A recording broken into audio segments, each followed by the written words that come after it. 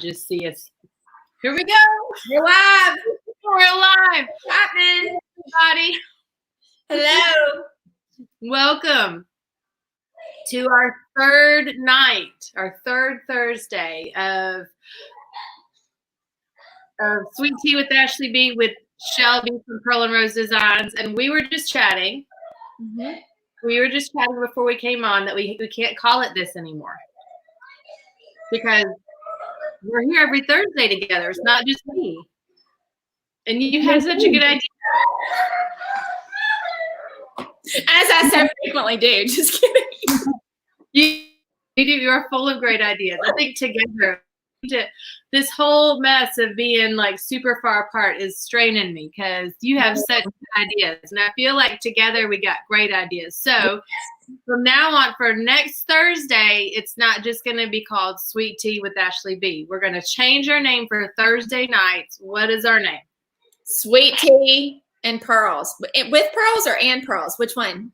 I don't know. What do you think? Sweet Tea and Pearls or Sweet Tea with pearls? You know, as soon as you said it, I thought of that too. So I don't remember what I even said at first. I feel like I said and, right? Yeah, you did. I did. I don't know. What do y'all think? What do y'all think? Y'all have opinions? You do. If you are watching, which name is better? Sweet Tea and Pearls or Sweet Tea with Pearls? I don't know. Sweet Tea with Pearls. I don't know. That sounds super Southern. It does, doesn't it? I mean, I think we should have some little mason jars or something. I don't know. You should. Like little with etchings in it. Yes. With a sweet tea, like the cup that's in the bottom corner, but with like pearls around it. I don't know. We gotta figure that out. Yes. Yes. Like a little bow made of pearls around it. So, you know what I mean? Yes. Yes, I know exactly what you mean. You can visualize it, can't you? I can. It's like we're in each other's heads. I know. It's kind of scary. It is. I think anybody else but us, probably. I miss teaching classes with you. You know that? We have I miss teaching with you, and I miss it 100%. I know. Just goofy virus needs to go away. It does. We need it. What if we did a live night? We could sell tickets and do a paint night with us on Zoom or something. Oh, that would be fun. That would be super fun. Yeah, we could do calligraphy and some kind of something together. Yes, that sounds awesome. That would be fun. So last week we were talking about paint pens, and I showed you the one that I just found. So you sent me photos like right before we came on of something you're working on using your new ones. I did. Hang on, and I will show you. I am writing a baby name on a wooden circle that's going to go in the nursery, but I'm sworn to secrecy about the name of this baby because it hasn't been announced yet. So once the baby comes, I will show y'all pictures. Are you there? Are we frozen? I didn't go back. There we are. Can you show me anything? I'll show you my pen because it came straight from your inspiration. I placed a pickup order at Michael's for these things because I don't know about you, but the introvert in me hates to get someone to get something out of the locked glass case. Do you have issues with that, or is that just... No, it's not just you. And I feel especially during these COVID times that it's a little bit like, what's going to happen? How long is it going to take? And the one thing I love about Michael's, because I got my pens during this hullabaloo, but I got it after like Michael's was either still open or just opened. I don't remember when. And I love them from the beginning. Yes. They required people to wear masks, and they marked everything off 6 feet apart. Yes. It's awesome. And like from they are. And but there's been sometimes I've been in there and nobody's there, and I've gotten to where like I only go when I really need to go. I don't like being in okay. I don't like being places where I feel like there's like 8 billion people. Mm-hmm. Do you Yeah, it stresses me out. And so I placed an online to-go order, like a pickup order. So I ordered it through the app and I went up there and they brought it to me. But I have to tell you, I felt so sketchy because they didn't put it in a bag. They just handed me this pin. So it was great because I didn't have to like round someone up and say, hey, can you go let me into this locked case? Like they just went and did it because they knew they had to. Let me tell you, it took forever for me to get into that locked case when I was there. Girl, So case is no joke. Which is so funny because what are these, like $6? Like, why are we locking these suckers up, y'all? Come on. But the other ones, I guess people could have. I get the other ones because they're oil-based. And the Copics, I get that. Because those suckers are not cheap. They don't want you playing with those. But so what was funny was he didn't put it in a bag. He just handed me the marker and gave me a receipt.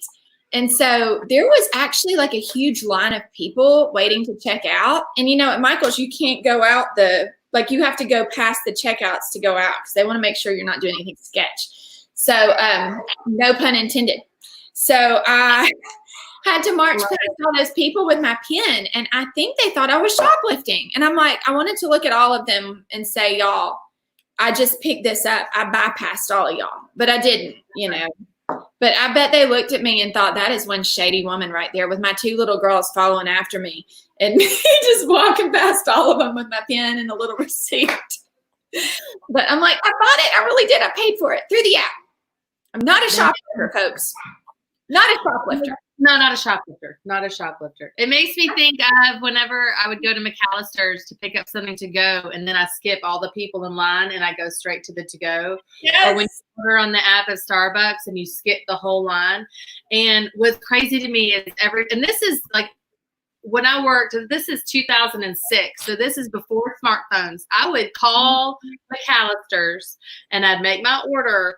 Yes, ma'am. This was at Poplar and Highland. And I'd skip all those people in the bank line. And the one at Poplar, and back in these days, they did not like it to be like a bank line. Every single time that they got done helping somebody, they'd go, it's not a bank. Y'all can all line up behind. And nobody would move. And I would just go line, and people would look at me like I was stealing.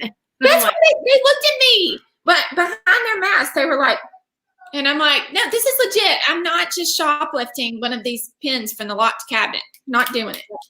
Don't hate the player, hate the game. You're playing it better than they are. You shop online. You don't have to wait in line. Order it online. I would have done curbside, but I couldn't find the number. You know, like they theoretically offer curbside, which I've do. They actually do. They when I guess it was back in June, probably before everybody got like bougie about wanting to get out.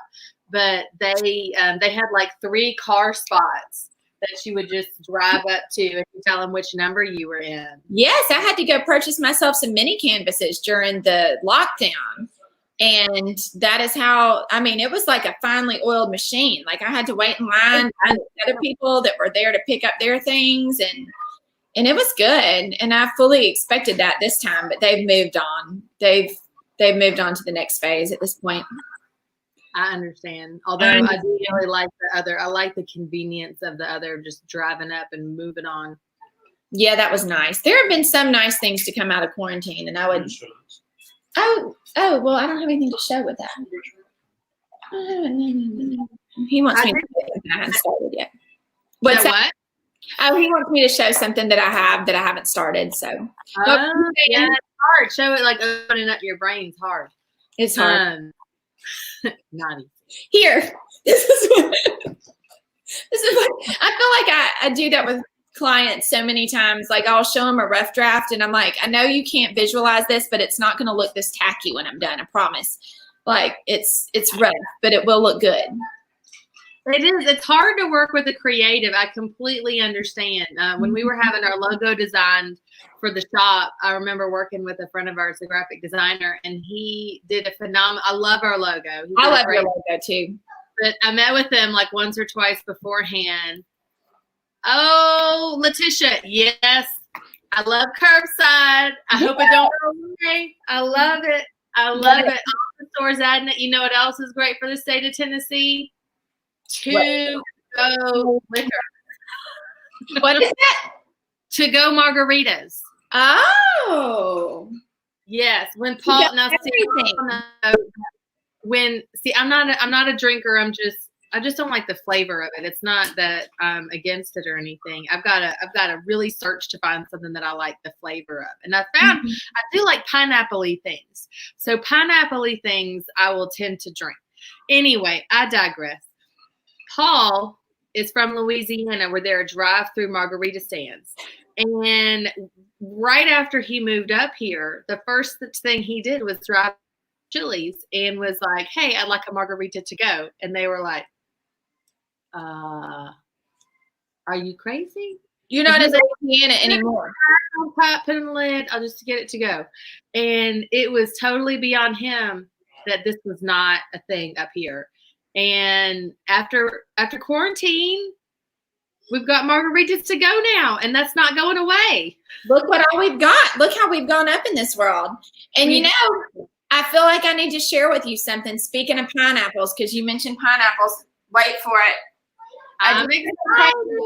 Ash, I did something crazy and unexpected. I ordered my planner because you know how mine was about to run out, and it's not what we thought I would do. I went in a whole different direction, but look how cute it is.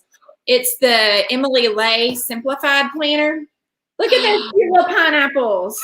Oh, that is cute. Yes. I love it. It's not as fancy, but you know, I thought I kind of need to simplify my life. So but look at these cute little pineapples all over it. Do you see that? I love it. Yes, it's so adorable. And it comes in its own little box, which we'll see how long do we think I'm actually going to keep it in its fancy box with the little ribbon pull. How long do you think that's going to last? But for now, here it is in its little classy box. That's fancy. Letitia, if you're watching, have you got your planner yet for the fall? Have you ordered your planner? Do you have your planner? Mine's not in yet. But it's coming. It's coming. Yes. I bought mine on super sale. That was another reason that I went ahead and pulled the plug. They were running some kind of a 4th of July sale, and I was like, all right. So I love it. Yay! We'll have to I've got my planner box. See, we've reorganized and shifted the whole studio around. We'll have to do an event. Maybe you could come up to the shop and we could be 6 feet apart and we could do planners together. Yay! We can make them look pretty. Yes, I've got all my stamps and sticker books and tape and pins. Washi tape. I love it. I love it. I got all the stuff. And this is the most critical thing to me. I have to have tons of note pages. And that is one thing that this comes with. Like this whole section back here is all notes. And it has some because my planners kind of become like a diary. And I'll take church notes back there, and I'll take notes anytime I meet with a client, or and then it's kind of, I can't throw mine away. Do you throw yours away at the end of the year? Because I don't. I have sermon notes from a decade ago. Yes. Letitia, get on it. It's July. You've got to get your planner, girl. I know you. You got to get it. You got to get it. You feel better once you know that there's not a gap in your plans, you know? You do. And, this is Paul. We were talking about the to-go margaritas. That is probably best thing. We got to stay positive. We got to find positive things that have come out of this. And I agree 100% with Letitia. All the apps that have added curbside. You can order to-go popcorn at Malco. Thank you, Malco. What? Thank you. Yes. Yes, you can order popcorn from Malco. You can get buckets of popcorn, or you can get bags of popcorn. You can also, there's a couple other things. I think you can get nachos too if you have a hankering for Malco nachos. What world that we live in now. These are the positive sides of having to get creative during quarantine. I love it. And I don't have to get out of my car. You know what's great is that I know I have fibromyalgia syndrome. And there's been times where I've been bedridden or I've been sick at the house. And you can't get out. But I feel like there's been so many awesome things to come out of this, that there's so many churches that are now doing, even if they've gone back to in-person meeting. My church hasn't yet, but they're like, people are doing like weekly live Facebooks, the amount of reaches that churches have been doing, like live casting. And I feel like that's such a positive thing that's come out of this. It really is. We haven't been back to church yet. Our church has started meeting, but we have not returned as of yet.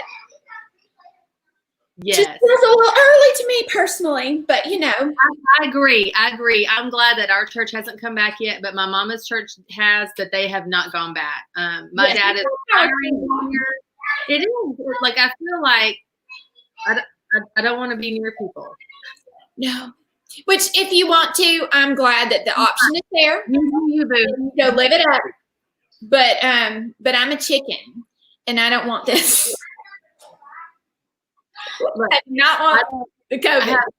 I've got two autoimmunes. I don't need any help. Heavens no. I'm good. My dad's retiring this year. I need him to be healthy. He's got 98 days left today. Thank you. Yes. I need them to be healthy. I need to be healthy, and I am totally willing to sacrifice just a bit of time. Same. I got a mama with asthma. And, you know, honestly, like, having a scary pregnancy really did it to me. Like, I think that made me realize things can go from being fine to being totally not fine at all. And, and no one, like, I don't have this sense that it wouldn't be bad for me, because I don't know if it would or not. So I don't want to. I mean, I agree completely. I don't have that feeling at all. I'm 39. I got fibromyalgia when I was 16. And back then, wow, nobody knew what that word was. That was before it became more mainstream. There were no commercials about it. There's no medications for it. And you're like, what happened to me? What is it? January. This is weird. Are we back? I'm back. Are you back? I'm back. I'm here. January 1st was my sophomore year of high school. I did not go back. I was bedridden for 6 weeks. Oh my word. I woke up one day, I was fine. The next day, I was not. And it was awful. And I don't want to do that to somebody. I don't want to do that to anybody. So we're just going to do us. But I'm so excited that you got your paint pen, that you like it. Now tell me, compare, because you've used a lot of different ones. And you showed me a small picture of using this acrylic paint pen from Michaels. It's just called acrylic. That's the one. And this is a pink one. You got a white one. But you've used several brands on wood and on other objects. So far, what is your comparison? Okay. Let me break it down for you. Hang on one second. Everything's right here in the studio, so let me show you a visual. I see your texture of We got the first kind that I found that I really liked is Painters. Believe it or not, it's by Elmer's. Why can I not? There we go. Like the one from Walmart. This is the one from Walmart. And it's good, but I will say that every now and then you've got to be careful, because you'll be going along just fine, and then all of a sudden it just like gloops out, which is okay, because you can use a wet rag to wipe it off and it's fine and the board's fine and no one knows. But it does something to your heart to watch paint just gloop out of control. And I'm sure you've experienced it. So it's traumatic. But I will say it comes out really thick, which is great if you're working with a big space, because you don't want to have to do 15,000 coats. You only have to do maybe 3. This may just be my current favorite, because is this the same size that yours is? Like this kind of a point? I like that, and I have the finer point too. Okay, this is the only size I have in this, but it works on the big board that I'm working on, so I'm happy with that. I also just got this Posca. Have you ever heard of this? Yes. And I like it too, but the thing about it is it's a really fine point. Yeah. And I'm working with some big spaces, so I don't have time for that right now. But there will come a day. I'll show you one more thing, since I always have to go show you things. I'll show you what that little one is perfect for. I have some little Scrabble tiles. Oh, cute. That I can work on, which I was kind of working on Vafinis. But that is the perfect size for this kind of thing, because you can embellish it and it's teeny tiny. So I love it for that. I would say these are the top 2 contenders. But we'll have to project of them and kind of work through it next time. That sounds awesome. Yes. So I wanted to talk to you about a friend of mine, Amber. We talked a little bit about Pink Flamingo Catering last week. Mm-hmm. And she's awesome. And I talked to her, and I'm going to start doing like every other week, I'm going to talk to her about cooking and stuff. So I wanted you to meet. So let's bring her in. This is my friend, Amber. Hi. Hello. Hello. Thanks for having me. I'm so glad you're on with us tonight, Amber. This is my friend Shelby from Pearl and Rose Design. She's a lettering artist. Nice to meet you. I know we've met before, so nice to meet you. Oh, yeah. Awesome. So please tell me what your work. You have something going on this weekend, Amber. Tell me about it. Yeah, that's what I was just setting up for. And so we've got weddings this weekend, and we're obviously trying to take every precaution we can to, keep everybody safe, keep it, the venue sanitized, and keep the food safe and covered. And so there's a lot of precautions that we're taking and a lot of extra steps, but it'll be worth it in the long run. So we plan on having a good weekend. That's going to be awesome. Look, yay. Shelby, I got so used to being able to just text Amber because like when everybody was on lockdown, like they had food for the people, food for the people. You make it sound like it was on rations. Food for the people. That's what I needed. Oh, tell me that. Amber, what do you have? And so yesterday, my mom was helping me at the studio, and she hadn't eaten yet. And I was like, what do I do? What do I do? And I went, Amber, do you have anything? Is somebody there? Is there food? And of course, they're prepping for this weekend, and I felt so bad that they didn't. But she's the only one I thought of. Yeah, I wish I would have had something. I even thought about it. I was like, can I like steal something from somebody and remake it? And then I was like, no, I better not. It's too hard to get hold of products and inventory. I better not. No, you're so sweet to even think of that. I was not going to ask you to do that. But your food's just so good. So I'm so grateful that when we reached out to you to talk to you about doing a show, that you were on board with it. So have you given any thought? What do you want to talk about in our bi-monthly, bi-weekly, whatever it is, every other week? I was going to ask you that. I didn't know kind of what the plan was. I thought it would be cool, like maybe every week if we like pick a different kind of subject each week. And it not always be about like necessarily cooking, but it could be just about the event industry just in general. Because everyone has so many questions about whether they're either attending an event or they are hosting an event, or what they can do, what they can't do. So I thought it'd be cool if we just like each week just kind of took a different topic and kind of talked about it. But I don't know what your plans were. That sounds really cool. I didn't know what we were doing. What does that sound like to you, Shelby? I think it sounds fascinating. Okay. I love it. We can do that. Yeah. Because I mean, we can talk about things from like, because obviously everybody has the same situation I have as far as getting hold of product and inventory. And so I can talk about like the things that I've seen places and like the ways you can find things that you're looking for that maybe you can't just get at Kroger right down the street, but there's other places that you might not think about. For example, like surprisingly, like a lot of people don't go in gas stations anymore because you can pay at the pump.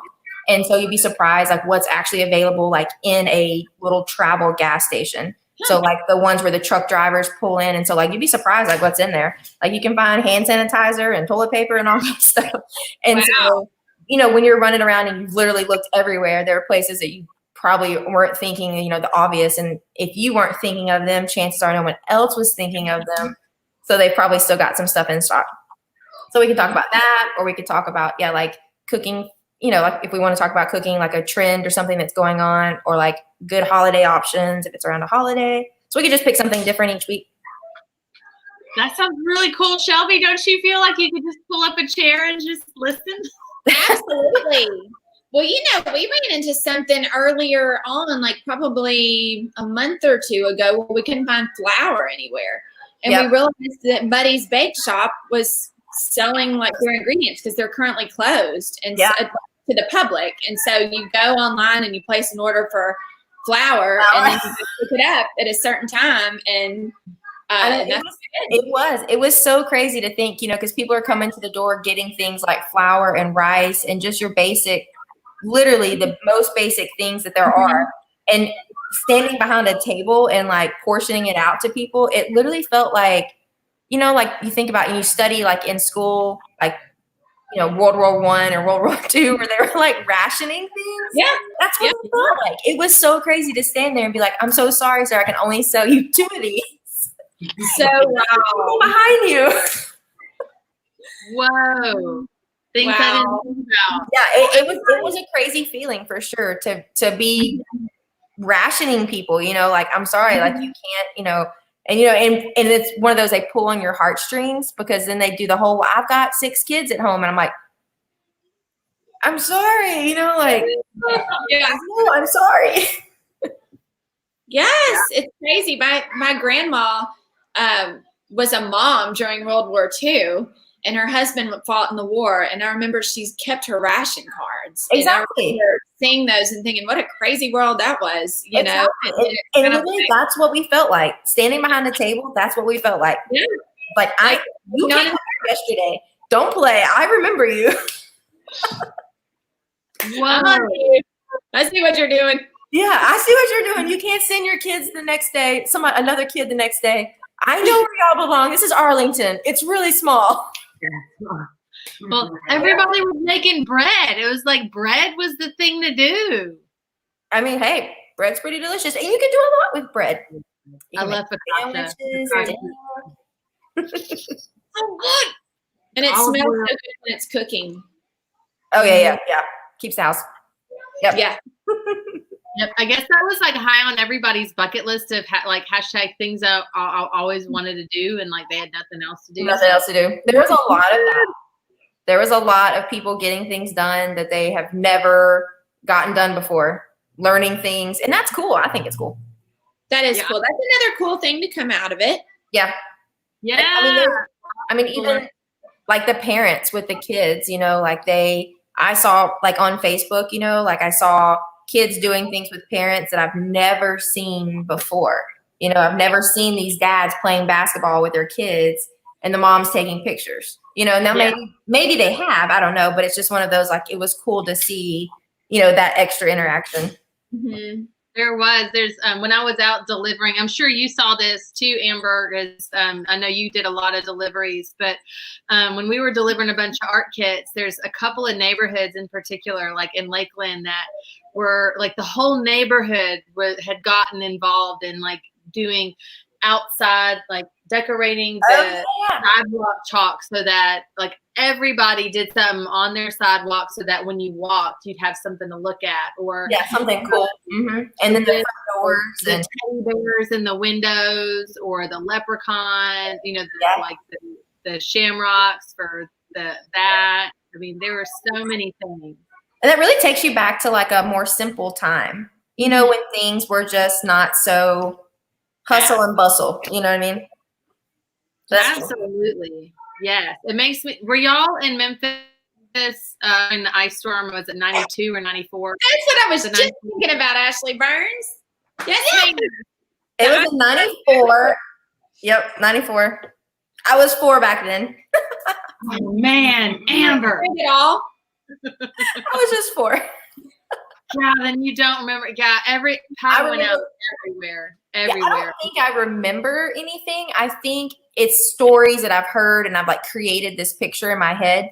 And plus, we have like family photo albums from back then, so I think I've just created a picture. I'll never forget it. My grandmother, who is now in a nursing home,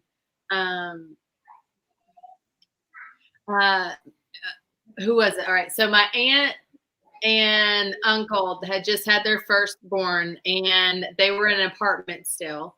and we were in Cordova, and my grandmother was in East Memphis, and her power went out, and then our power went out. So we all went to my aunt's apartment. Oh my gosh.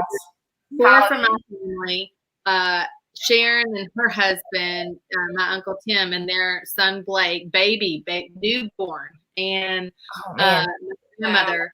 And then we were in her apartment for just a hot minute, and then something happened and we left. I guess it was a whole lot for them, or maybe their power went out, or I don't know. But we all ended up back at our house, and we didn't have power.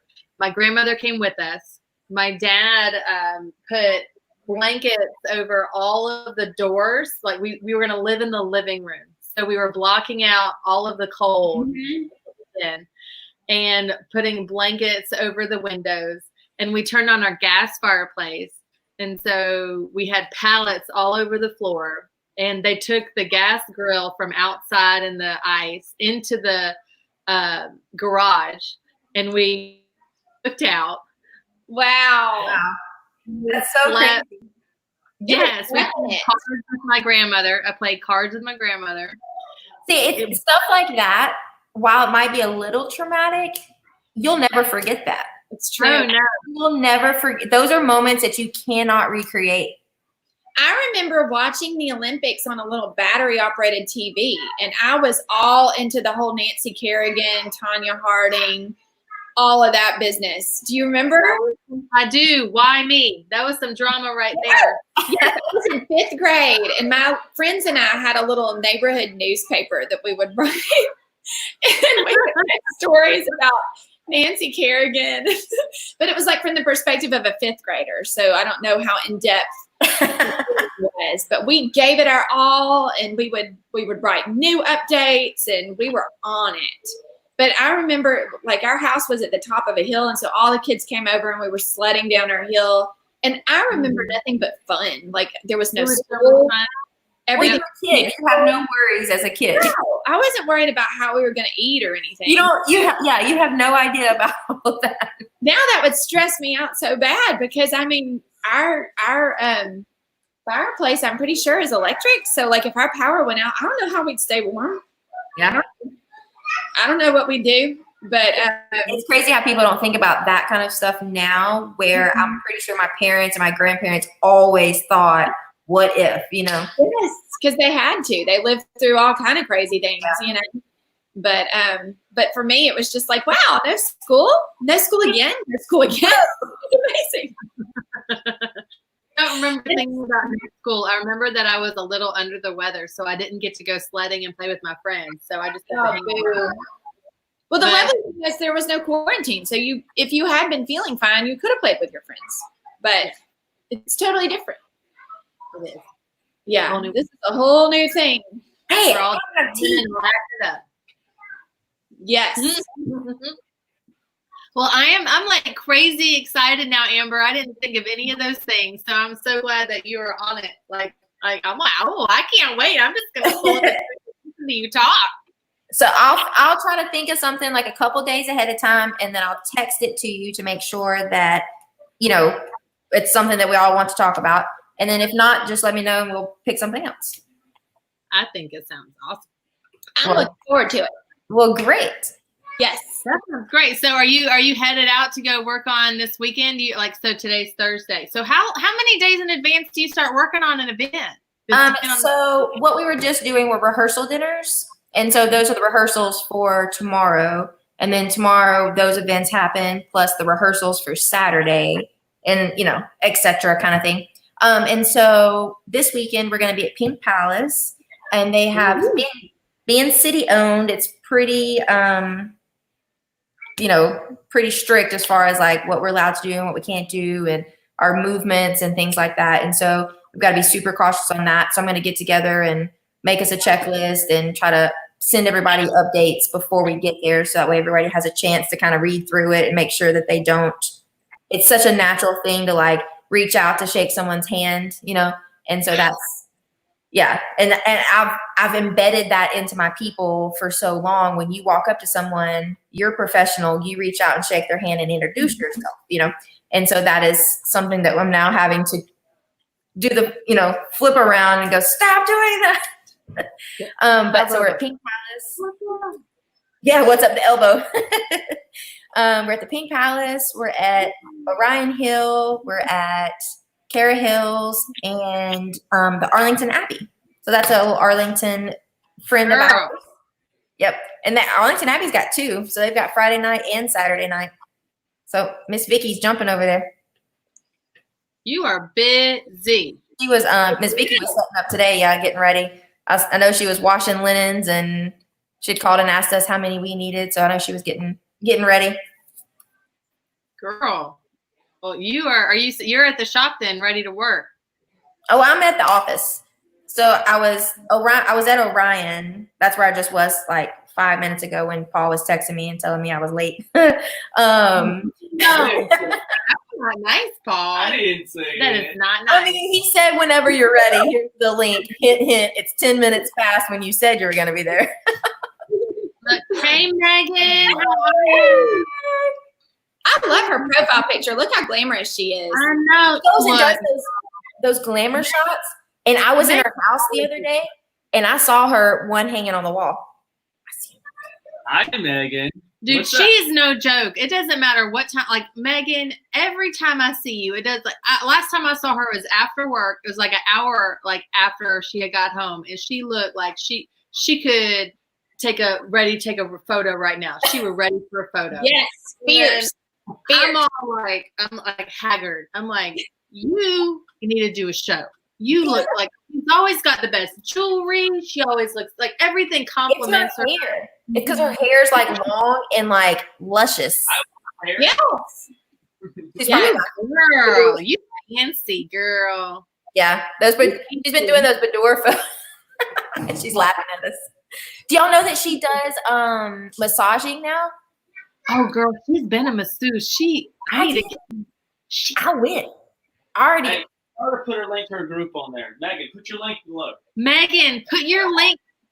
Comment, give us your link, and I'll put it down here. So give us your link because, like, I need you in my life. I've got lower back pain. I went, and it was really good. I was really good. It was good. She's so awesome. And she's just always so gorgeous. Her hair's amazing. Her makeup's amazing. Her jewelry, her clothes always just look fabulous on her. Yes. And she's in the middle of moving too. Moving? Where are they moving? Bartlett. Oh, yeah. Woo! Like around the corner. Yeah, so even with all that glamour and her hair and her jewelry, she's packing her house up. Girl, we love you. Look, my friend Letitia, I don't know if Letitia's still watching. I don't know if you know Letitia. I work with her at Arlington. Here she is. Y'all, she's always gorgeous too. Like always the best outfit, makeup, the best hair. I'm just like, does she work at school? Yeah, she's one of the science teachers. Okay, that's awesome. Her husband is the superintendent of schools in Jackson, Tennessee. He just got wow. Really? Yeah. She took a lettering class of mine one time, didn't she? Was it a wood and sign class? Yes. Oh, I love her. She's amazing. Like, I need Megan and I need Letitia to teach me about looking better. They should do makeup and hair talking. They should tell us something. They should. Look, y'all. Do y'all feel this way? It's just me. Like, I have issues picking out stuff that looks right on me. Like, you always look pretty cute yourself, I have to say. Well, it is not. Like, I feel like other people, it comes so easy to, and like, I go by black, you know. But you also go like 90 miles an hour and you have 2 kids, and then we can't leave out Paul because that's like a project in its own to keep up with. And so then you have 2 kids, Paul, a business, you run 90 miles an hour. So and you work at school too. So I mean, look at all that. Exactly. Yeah, so many things. But like, I want to have quirky stuff. See, like this. Look how cute this is. This is cute. That's cute. Very cute.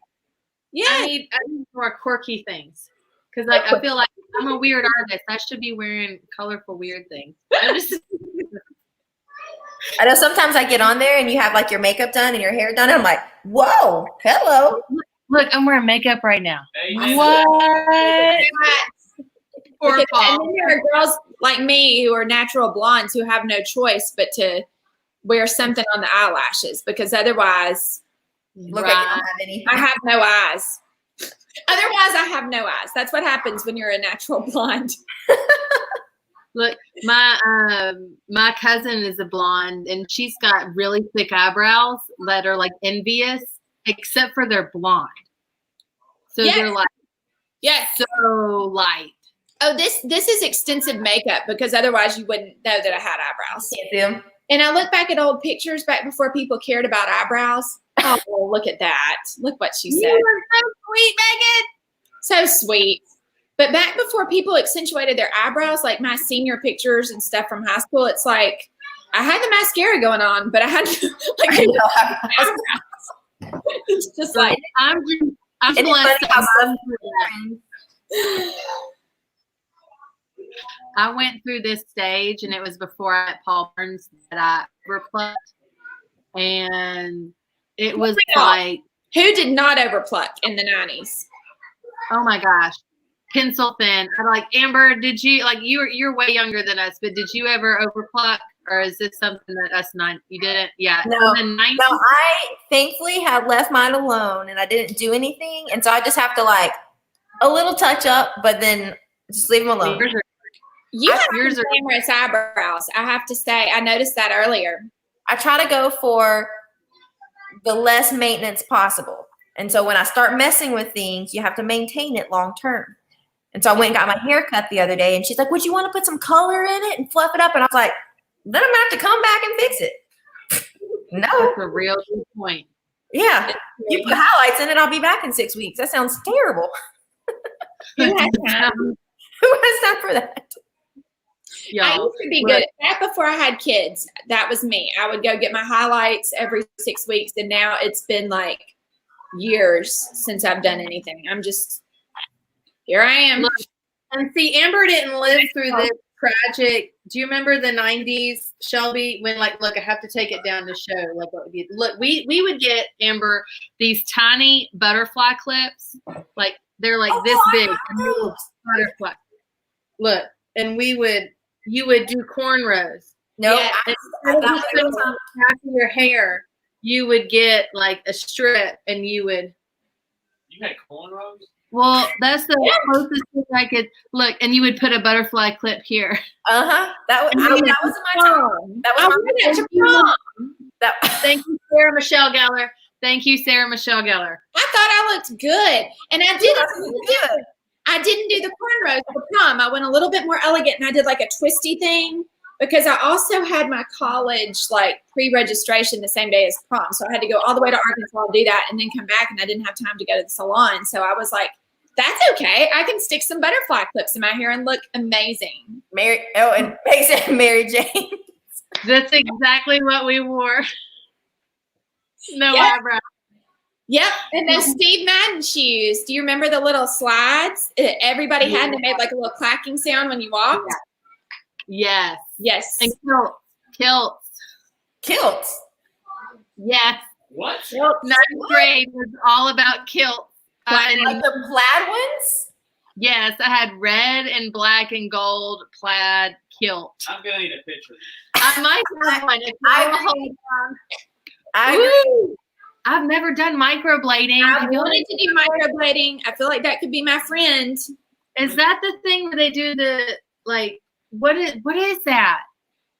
It's like a semi-permanent kind of tattoo for your eyebrows to where you don't have to do makeup and you don't have to waste your time filling those things in. Confused on is it like plucking your eyebrows and like doing them or like putting makeup on? Yeah, what is it? I don't know the full process, but I know that it looks very pretty when it's done. And I think people, I know there is a 20-second delay here, but I'm gonna need Letitia to get to type in and telling us what the heck microblading is. Look, Megan remembers all of it. The clap, and the plaid skirt. Yes, look, I have photographic evidence. Do y'all want to? you want me to go get it real quick? Yes, go get it. Go get it. Hold, please. Y'all chat it up. Yeah, we're gonna talk about the microblading. Yeah, microblading to me sounds like they're removing eyebrow. Yeah, nice. I love microblading. It's great. Nice. I use it on my eyes. I don't You know. got it done, right? My hair. I don't know what. So, oh, microblade. What the heck is microblade? And if she brings back a photo of her in a kilt and I haven't seen it, she's in trouble. I don't know if I have a kilt, but I've got proof of all these other things. These Oh, this is gonna be good. Yeah, this is gonna be good. We need to post these. Oh, hey, we should make a post that's all about like the terrible fads. You know, we can like start a feed and get everybody to post their old pictures of like all these weird things that we wore. Yeah. Like a tattoo. I definitely have photos, so hold please. Oh, it's kind of like a tattoo, so it's painful. Dang, girl. Tempting. It's a commitment. I know that much, but it's worth it from what I've seen. But I don't know. I am chicken, so I'm scared of going too dark because you do have to be careful when you're mean. Yeah, you have light hair. All right, so are y'all ready for some unfortunate photos? Yes. Ready. Let's see it. All right, I'm making me a little bit bigger so y'all can see it bigger. All right, here's some overplucking. Drum roll, please. Da-na-na-na-na-na. What? Do you see that overlooking? Look at That's the you? thing you have going on. Get out of here. Yes. That was on Christmas. I'm unwrapping something. I'm focused on whatever photo that is. But this was in my, all right, so let me pull it up again. I'll explain it. This was in the stage. I was very artsy here. I This can is tell. my stage where I wore thematic outfits. Of course.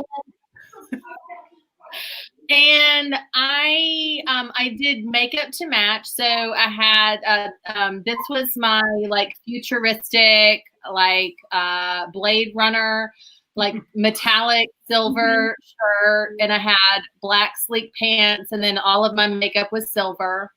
Of course. Right after this, I went to a church trip, and every day I had a new theme that I dressed in. There was like skiing day, but I don't ski, but I had a giant ski coat, and I had a headband like I skied, and the coat was like bumblebee yellow. And then so I had like slicker pants that matched, and oh, it was so a thing. And so my makeup was silver, black, and yellow, and everything matched. And then I redid my nails every day. There was camo day, but This it wasn't like such a complete opposite of what we get of you now. I know. I had camo day, but it wasn't like going hunting camo. It was like a real cute camo shirt that was fitted. And then there was matching pants that were like single color, but probably like textured. Like every day was a new theme. That's amazing. Yeah, I wish I might. And then I'll have to take you to my prom photos. Okay, so here's my. There was a blue fur day. I have my blue fur day. Blue fur day. Do you see that? Ooh, Oh. yes, ma'am. Whoa. Look at that. I see it. It's there. The Hang fur on. around the collar and around here, and then the you can't tell, but I've got fur coming out of my collar. Like it was actually a necklace. And then I'm wearing a blue like slinky shirt and like bell bottom pants. Of course you are. Yeah. And I had 7-inch platform. 7 inches? Yeah, No, see, I'm actually the same height as the girl in the photo, but because of my shoes. Wow. 7-inch platform shoe. I would have never guessed it. Yeah, and I'm wearing Heels around in the photo, but I'm wearing the butterfly clips in that photo. I used to wear heels around my campus to get, and it was all like you had to walk everywhere. I'd wear heels all the time like it was nothing. And now I'm like, what was I doing with my life? Like, for real? Oh, yeah, it was exactly like Clueless. That's exactly where that came from. And look, we used to get to take best friend photos at in high school. So this is my best friend photo, and look, if you look close at me, I have the butterfly clips on. Do you see the butterfly? Look at that. Yes, ma'am. I feel like I have a photo just like that has the little like. Doop, doop, doop, doop, doop. Yep. It was the thing. It was all the rage. All right, so I went to 4 different proms. One of them, my junior year was the one. Was this one? Look at that elegance. That is very classy. It is a legitimate 1970s dress, 60s dress. Oh, Yeah, look at the shoes. Look at my shoes. Whoa. Yes. The platforms. Oh yeah, It was happening. it was awesome. And look, I'm wearing the butterfly clips, and this is the most conservative one that I went to. And That was the thing, though, that high, what do you call that kind of a neckline? It was almost like a halter, kind of. yeah, it's kind of like a halter. Yeah. And then the next is my senior prom. In 1999, the only kind of dress that was popular for prom was sequins. So everybody was wearing 100% sequins. Yes. Like the whole dress was sequin. Okay, Amber? Maximum sparkle. Isn't it So funny I how went- trends like cycle? Because like right now that's like a Yes. Mine is the opposite.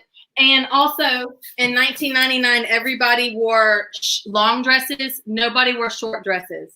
True. So the fact that, look at how short mine was. Here we go. Look at you, you rule breaker. what a rebel. Yeah, what a rebel.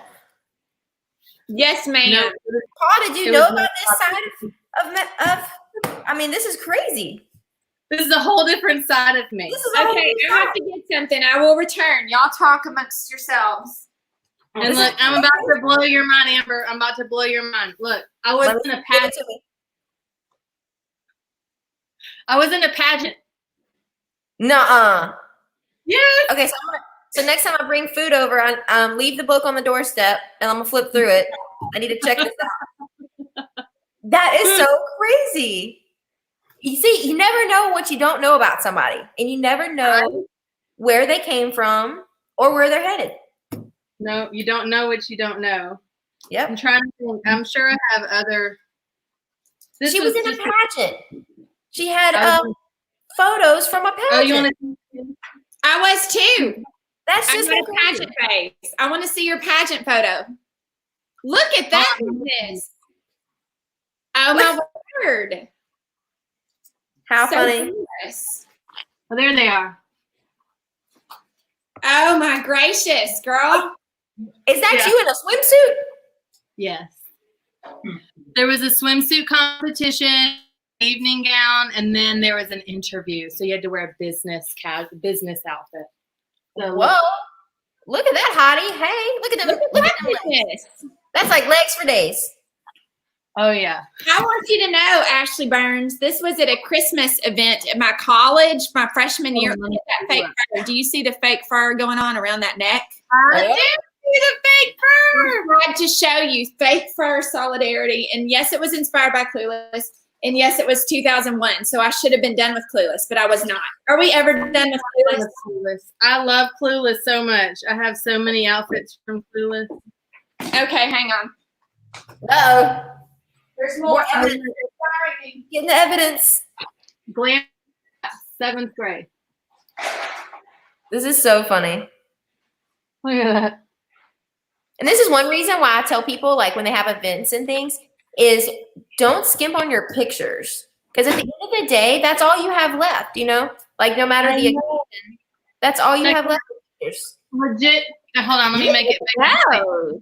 This is legit glamour shot. Yes, ma'am. That does not even look like you. That's so crazy. That expression and that star-spangled picture is winning right there. I was in 7th grade, and look, I told them I want curly hair, and that's what happened to me. I was like, I don't want a football helmet. I have straight hair. I want a curly hair, and they gave me a football helmet. Look at this. Well, can we see it with no glare? That's my interview suit. Ooh. Oh, I see. I can see it. Megan asked, was April the 12th your favorite date too? What's that? Absolutely. Absolutely. Too hot, not too cold. Not too hot, not too cold. I love Miss Congeniality so much. I was at a piano playing. Oh, that's nice. Oh, see, yours is a fancier pageant because I wasn't in a pageant. I never did. I mean, I didn't have to do a talent. Like, what am I going to do? Paint somebody something? Yeah, it's like one of those like artists, they draw real fast. But do you realize I'm wearing blue eyeshadow? Blue, sparkly. I don't know if you can tell. Great. Love it. That was my school pageant.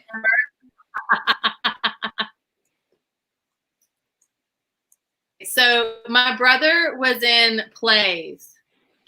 Of course we got that. Of course we understand congeniality. Yes, April 12th. It's not too hot. It's not too cold.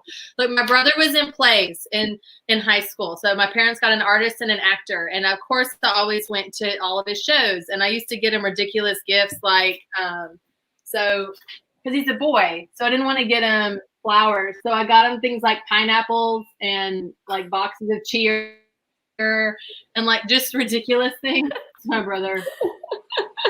But then, so I have to tell y'all about this photo. Let me take this down. Okay. So do you see this one? Oh, yeah. Do you see everybody's dressed up? Okay. So I got to wear like all of his friends, like there'd be kids that worked on the play, but that weren't in the play at all. And, you know, everybody only wants to take pictures with the actors. So I got to wear every time we went to a show and everybody came out, I'd go, everybody that wasn't in the play, let's get everybody all of y'all jokers that were in it. And so we take pictures with all the kids. Oh, like the backstage people that weren't in it. We're like, no, you were in the show. You can get out of the photo. Get out of the photo. You are no longer the star right now. No, you got your photo, but then so we always had to get pictures of everybody that wasn't in the show. So I love it. Oh my, where'd you come from? Hi. Okay. Oh my gosh. Letitia says she used to judge conference for 10 years. What? What? I believe that about you, Letitia. I bet you were a great question asker. Do you see this sparkly contraption? This looks like a 99 prom dress, but it's not. This is well, I don't know if you can see all the beading, but we got blue eyeshadow. We got the updo with the tendrils. We got everything. That was my evening gown one time. Okay, so Megan switched places with us. She was grungy back then, but she's making, see, like we did switch because now, like, by all these pictures I show you of me, like when I would like, I mean, I really did myself up. It was a time for grunge. It was a time for the grunge era. It was. Grunge was the big deal. It was. And I also had some, let's see, somewhere in this album I have some plaid pants. So it's not a kilt, but it's some bright plaid pants that here they are. I was exceptionally proud of this little ensemble in 2001. Do you see that? I'm like perched up on the side of the house so you can see my you're wearing the perfect flannel tie around. And it did have a rhinestone belt too that I would wear with it. Perfection. Mm-hmm. Did you have Doc Martens? I did not. I never had Doc Martens. I wanted them. Never had them. Oh, girl. That was what you did, though. That's what you look fabulous now, though. You wear perfect things for how amazing you look. Like everything you wear compliments you. She always looks amazing. Okay, you can see the rhinestone belt in this one. If you look, whoa, I'm like backwards. There it is. See it? Wow. Red. Everybody wore red and like flannel. Like you bought flannel to not wear it, but to tie it around your waist. And Jinkos.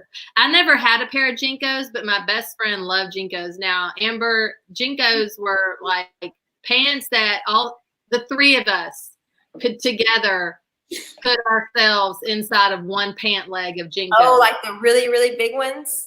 Yeah, that were just straight down. Like they're just enormous.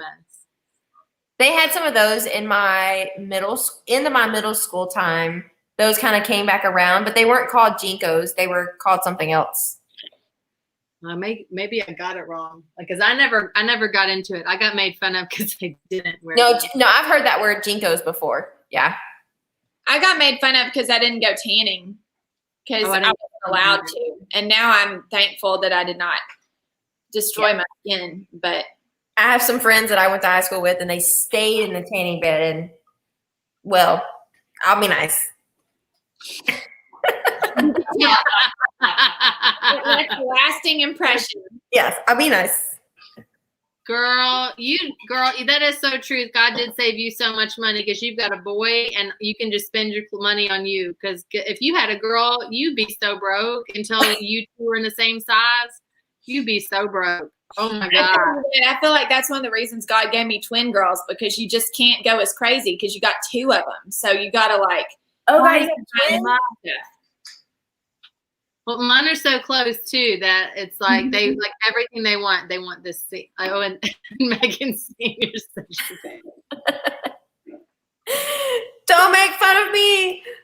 No, you're like, yeah, Amber. You're 4 or 5 years younger than me, and you own a successful catering company. Yeah. But you have the whole family thing going for you. I skipped that part. I got backwards. There's time for that. There's time for that. I'm working on it. I don't know on it now. or not. Look, we were married for 7 years before we ever talked about having kids. Like at first when we were dating, we were both like, we want kids. And then we got married and like we were on honeymoon and we were both like, nope. We want kids. I don't know if I want kids anymore. We may not want kids.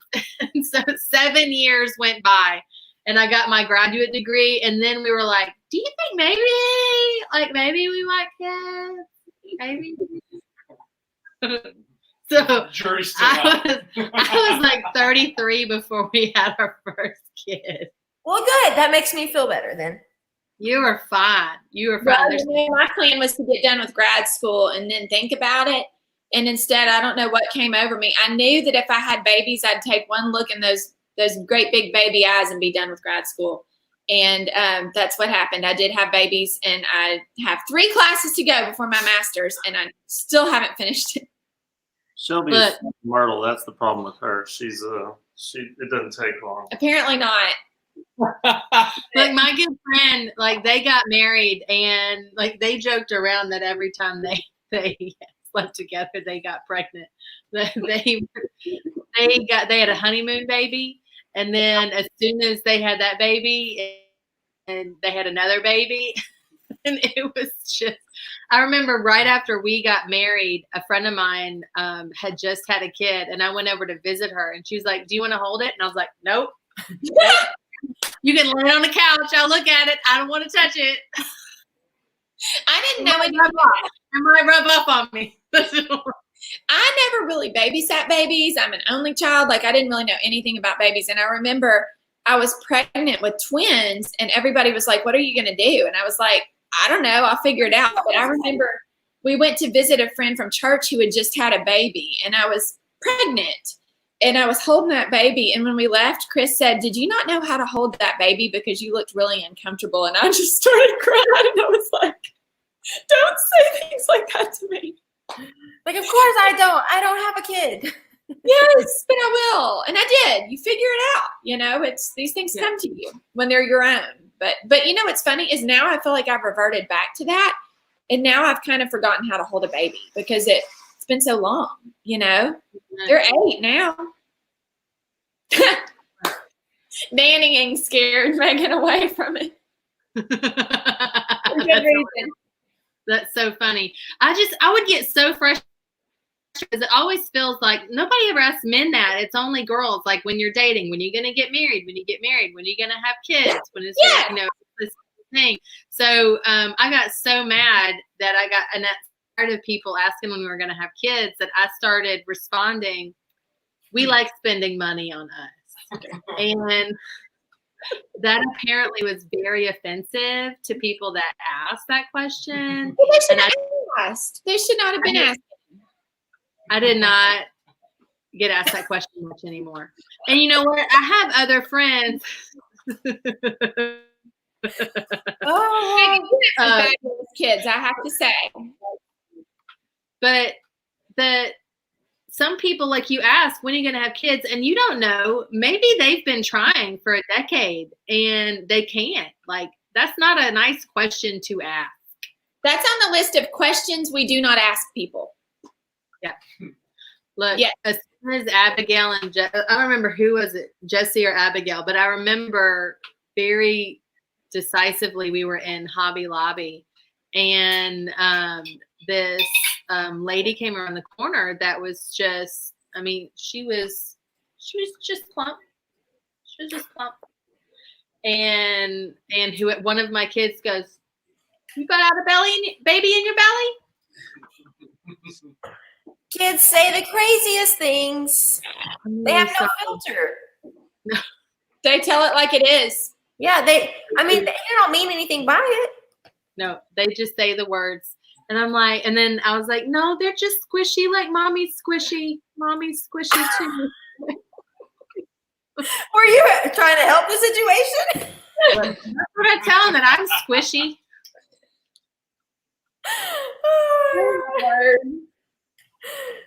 No, kill me. No, look, I had a professor in college that, like, everybody carries their weight differently. She had a baby bump as if she was pregnant, but that's just how she carried her weight. Like, after she had her child, that bump stayed, and she looked 8 months pregnant. It wasn't anywhere else around. It was right there.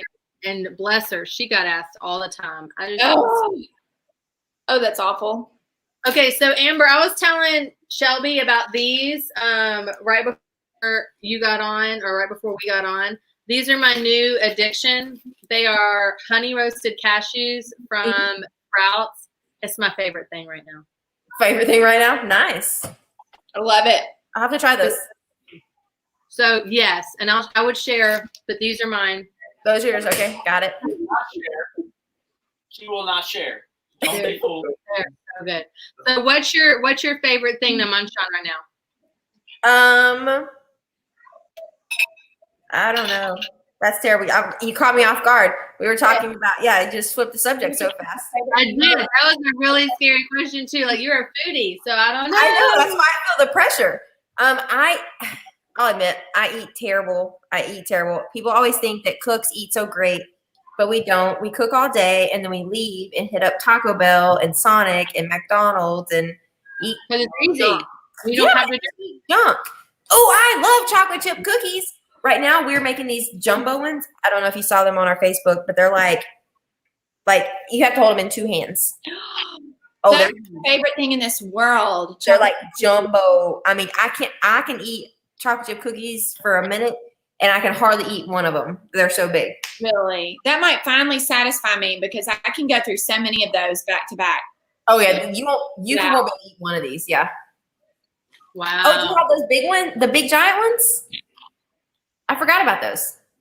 I didn't know we had those at your wedding. That sounds like my dream come true right there. A big giant chocolate chip cookie. Yeah, they're legit. They're like the size of both my palms. That's amazing. Somebody cook? Yeah, she's a caterer.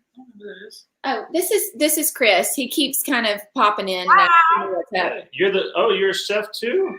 I look down as if I was going to be able to see you on the screen further, Yeah, that side thing. Like that's going to pull him down. I heard y'all talking about cooking. I heard there was a chef. He's the chef in our family because his father was a Greek chef. Ooh, Greek. He's from Thailand, and he wanted to be a Greek chef, so he worked all his life. No, he was from where? Skopelos? He was from an island that Mamma Mia was filmed on. I love Greek food. That's our last name that no one can pronounce. It's Vafinis because it is from Greece. We don't know what it means. It might mean something terrible. We never know. So we don't speak Greek. I'm curious, what is your favorite thing to cook as a dinner that you like to see other people enjoy? Because I'll say mine. We had it last night. I love cooking a good risotto. He's good at that. Parmesan cheese, vegetables, all kinds of seasoning, and eating that and watching other people like it. So what's your favorite thing? My favorite thing to eat that people like for other people to watch them enjoy is something healthy that like you would never know. And so right now a big thing that we're doing is cauliflower pizzas. And so we have these cauliflower. I'm in love with those. Yeah, so the cauliflower thin crust pizza, like there's several guys that I know that are like anti anything healthy. Like they won't eat vegetables, they won't eat anything. So of course I was like, oh, I'm gonna cook pizzas if y'all want to come over and hang out, and we'll cook. And I didn't all night. We made barbecue chicken pizza, and like they were completely gluten free, top to bottom. So the barbecue sauce didn't have any brown sugar in it. We'd use like some alternative, more natural sugars. And I tried to use like pineapple juice in the barbecue sauce to give it that sweetness without adding in like artificial sweeteners. So we did that, but we made barbecue chicken and we had pepperoni and we had all kinds of stuff. And so they were completely healthy pizzas. And it was funny afterwards, after they had eaten, they ate like 10 of them afterwards, be like, so. And so I like to do that. I like to be able to like cook it, them not have any idea, and then to see that they enjoyed it and then go, hey, did you know that was cauliflower? And then watch the reaction of like, oh my gosh, Well, we get the one from Sprouts because it's frozen, because it's easy. But we tried to do zucchini crust, and I don't know if I can get enough juice out because it always basically turns into like a lasagna. Like I can't pick it up. It's too it falls apart. So but I like it. I asked for it. I get frustrated because as a perfectionist, you want it to be right. And when I can't pick it up, I'm like, well, I'm not even going to do it. But the crust is like half Parmesan cheese, right? Yeah. So like you can't go wrong because I'm a Parmesan freak. Well, it's zucchini, egg, and the Parmesan cheese to make the crust together. And then whatever toppings, which we're vegetarian via my lovely wife. So we just don't put anything but cheese. He's not at all. He just lives that way from us. Just goes with it. Yeah, he goes with it. He has no choice. Have you tried squeezing the zucchini through a cheesecloth and like twisting it and letting it drain? If you like twist it, and like make a ball and like let it sit and drain, you might get enough of the moisture out to, it'll probably take a little. You'll have to do it and let it sit to get it to like, but you might could try to get enough moisture. I've never made zucchini crust like that, so I'm not sure. Yeah, that's a good idea though, because that's something that I can assure you we have no cheesecloth, so that's something to look into. Yeah, that'd be a good option. Yes, this has been my favorite snack, which by the way, Ashley is her computer's crazy, but she's coming back as soon as she can. This is my favorite treat right now. My favorite food is chips and dip. That's my favorite food across the board. Oh my word. And this one is actually vegan queso, which sounds disgusting to me because even though I'm a vegetarian, I can't get on board with vegan cheese. This is so good. Like even Chris loves it. And they used to have it at Costco, and that's where we discovered it, but then they quit carrying it. But they do have it at Target. Oh, wow. It's the buffalo version of it. But that's too spicy for me because I don't do a lot of spice. But we have some vegan clients that we take care of, so I'll have to get that and something different for them to enjoy. Look who's back! Guess who's back? She found us. Back again.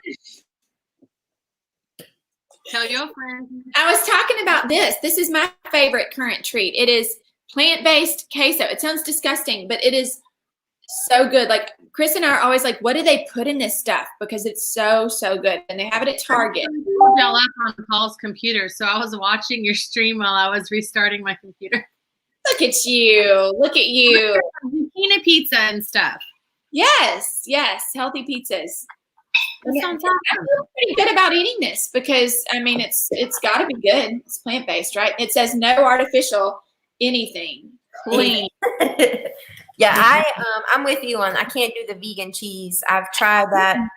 I've tried so many different ways, and we've made like vegan mac and cheese, and we made it vegan and gluten-free mac and cheese, and they love it and they think it's great. And I'm like, that's fantastic. But that nutritional yeast and all that stuff you use to make vegan cheese, I'm like, no, I can't. Like that's why this is the exception. I don't know what this magic business is. Now I have to get that and try it. But it's good. Have y'all had the bean burger from Huey's? I never had. Actually, wait a minute. No, but I love black bean burgers. Look, Huey's black bean burger is no joke. It's good. Mm-hmm. Yes. Huey's knows what they're doing. They're a Memphis institution for a reason. Look, I love their potato skins. Do you do potato skins, Amber? I love potato skins. I love here. Let me back it up. Skirt. Back in the train up. I love potatoes. Potatoes. There we go. Just broaden the spectrum a little bit. Potatoes. Yes. Look, however you want to make them. You want to make tots. You want to make them mashed. You want to make them smashed. You want to make them roasted. Do you want to make fries? Do you want them sweet potatoes? Do you want red potatoes? I like potatoes. Yes, ma'am. I like cheese too. So I mean, you can buy cheese and potatoes, and I'm good. Potatoes au gratin. Look, that is as southern as it gets. Oh, Potatoes with cheese on it. Yes. Yes. Thank you, Amber. Yes. Just put a little butter in there, and basically you covered it. Yes. Yeah. Oh, I love butter. I love good butter. Oh, a good butter. I'll spend some money on some butter and some cheese, y'all.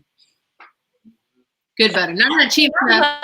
Cheese. That's why I don't do this vegan business. So when I say that this is good, I kid you not, because I'm a cheese.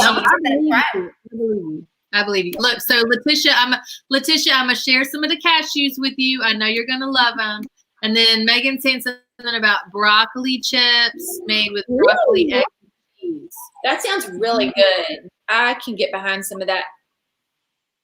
I bet that would be a real good crust because I like broccoli cheese soup. Yes. I like broccoli and cheese together. I like the things that we're comparing it to. She's talking about this nice crust that's probably a little healthy, and you are talking about this broccoli cheese soup, who is, trust me, is no kind of healthy. A whole lot of cheese and a little bit of broccoli. You got to get the ratio just right. Look, tons of cheese. There are 3 things in my life, and then 4. There are 4 things in my life that I cannot give up: potatoes, cheese, butter, and bacon. What about sweet tea? Ooh, yes, but that's a drink. That's part of my DNA. But but I mean, tell me, like, bacon, it goes good on everything, y'all. It's meat candy. It's like, just put bacon in it. Bacon goes good on everything. Shelby's been missing out on bacon for about 20 solid years. I will say though that when I was a child, my parents would take me to the all-you-can-eat Shoney's breakfast buffet, and I could eat my body weight in bacon at that time in my life. The lighter, the better. Yes. If it was see-through, I was all. She doesn't like her coffee. She doesn't like it black. She wants it white. Yeah. All right. I wanted one more cooking question. What type of cooking wish you were better at? I love Asian food, but I'm poor at cooking. No, you're not. I'm bad at the mixing of the seasonings and the sauces, because everything in Asian is very heavily in the sauce, and so that's where I want to be better at. I'm curious what y'all think. I'm with you on I wish I was more in tune and a little bit more skilled and knowledgeable in basically anything that is outside of American and kind of like the Southern cuisine. So I don't know how to do a lot of Japanese. I know some Chinese. I know kind of the basics, but I'm not super familiar with that. Anything that, like, Thai is becoming a big thing right now, and people are asking about that a lot. And I don't know how to cook anything that's Thai. So any of those kind of like trendy, offbeat, authentic kind of thing, that's not I am a true Southern white. Oh, wow. Goodness, that sounds amazing. Okay, so here you go, Shelby. Tastefully simple as a bacon-free bacon seasoned topping. Okay, look at that. That could expand some horizons. Y'all are gonna laugh at me for this. I love bacon so much that I was like, oh, okay. So there's 2 things. I love bacon. I hate pickles. I don't do pickles. What? I don't do pickles either. What? Y'all are fired. Pickles are cucumbers soaked in evil. That's how I feel about pickles. Y'all are fired. Thing that they Pickles are amazing. I was terrified that when the day would come that I would get pregnant, because all you hear about is people wanting pickles, is that I would want pickles. And I prayed to Jesus that that would not happen to me. Okay. Because I hate pickles that much. It never occurred to me in life, because this is how much God has a sense of humor, that I could possibly be pregnant. And thank you, Megan. Thank you, Megan. That I could possibly get pregnant and hate bacon. But I don't remember which pregnancy it was. The entire pregnancy, it was evil. God was laughing at me. I could not stand the smell of cooking any kind of pork. Really? Yes. Bacon, barbecue, ham. Isn't it crazy how that, like, how your body works that way, you know? It was horrible. I was angry the whole time that, like, somebody cooked bacon and I'd want to throw up and I'd be like, I just want to like the bacon. It smells so gross right now. It was awful. I remember with Shelby, it just heightened her already this taste. So like greasy things is not her favorite, and she would tutor kids, and they would come in with a bag of like Burger King. They put it right next to her, and she go, "I'll be back," and just like run out to the car and like almost hurl or something like that. Oh, I forgot about that. I would. So of course, you know how much parm chicken that we cook. You know, that's literally like every day, all day. And so Peyton, I don't know if y'all would recognize if we saw her. She has the long brown hair. She's our GM. She's been with me the whole entire time. Well, when she got pregnant, like she walked in one day and was like, she never had any like morning sickness and she never really had any troubles, but she walked in and of course the oven was going and, you know, it smelled like parm chicken in the building. And she's like, I don't feel so great. And she did that about 3 days in a row. And I was like, no. And so I was like, hey, go to the back real fast. And she walked back there and she was like, oh my God, that chicken. And she was like, so the smell of that parm chicken, which she smells every single day, all day, it was making her sick. It was so great. I was like, that's not good. It's gonna be a long 40 weeks. It was awful. I feel her. It was awful. It was awful. I was so glad when the baby came. I don't remember which one it was, and I was able to eat bacon again. I remember one sad night where everything grossed me out. Like the thought of anything for dinner grossed me out, but I was starving. And then I had this idea about, do you know the fruit and yogurt parfait that McDonald's carries? Yes. That sounded amazingly appealing to me in that moment. And so we went and got one. And as soon as I finished it, I said, let's drive back through. I need more of this. I don't know how many times we drove through and got that. But that is what I kept eating all that night. And then I was done with it. Like, I did not want to see it again. Done. Just done and over with. Done. Yep. But I needed nothing but that one time. It's so crazy. So crazy. And see, I don't do seafood. Not really. Like I like shrimp. Okay. Like but see, I'm talking about mud bugs right now when I'm talking about seafood. Ew. I don't really do mud bugs. But he's from Louisiana, so crawfish bowl. No, ma'am. It's amazing. Okay, so when I was pregnant with Jesse, I was about 6 months pregnant when we go down there and they're doing a crawfish boil, and I was like, y'all, that smells real good. Yeah, I think I'm gonna have some of that tonight. Ew, did you eat it? Oh my gosh, I couldn't have enough. And look, both of my pregnancies, I had acid reflux bad. So like I'd get like